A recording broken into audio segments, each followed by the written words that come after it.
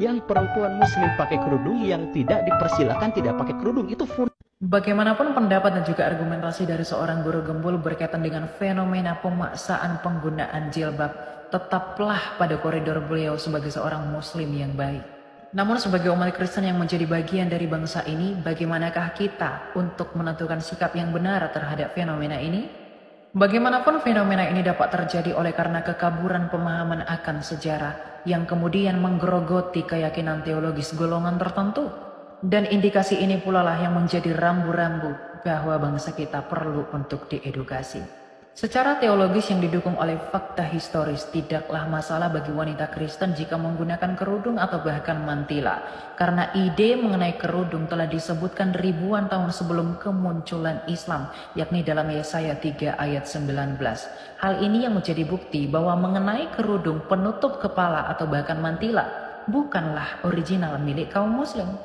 Bahkan jika kita pergi ke Yerusalem di Mea Shearim yang merupakan permukiman Yahudi ultra-ortodoks, kita akan menemui wanita-wanita Yahudi yang menutupi kepala mereka hingga seluruh tubuh mereka dengan kerudung. Demikian juga dengan biarawati gereja ortodoks Rusia dan juga Yunani yang juga menggunakan kerudung yang menutupi kepala dan juga tubuh mereka. Dengan arti lain mengenai kerudung, penutup kepala, mantila, jilbab atau bahkan hijab telah digunakan oleh Yahudi dan juga kekristenan yang diwakilkan oleh gereja ortodoks timur berabad-abad sebelum kelahiran Islam. Dengan demikian, oknum-oknum muslim tertentu tidak dapat mengklaim bahwa mengenai kerudung, hijab, jilbab, dan juga mantila merupakan atribut keagamaan mereka. Hal ini juga tentunya memiliki implikasi pada kasus apabila seorang wanita Kristen mengonsumsi makanan yang diharamkan oleh keyakinan teman-teman muslim. Tentunya teman-teman muslim tidak dapat menuntut salah dan menyatakan salah atas fenomena tersebut, karena bagaimanapun mengenai atribut kerudung, penutup kepala dan jilbab yang dipakaikan oleh seorang wanita Kristen tersebut ketika mengonsumsi makanan yang haram dalam perspektif teman-teman muslim bukanlah original milik teman-teman muslim.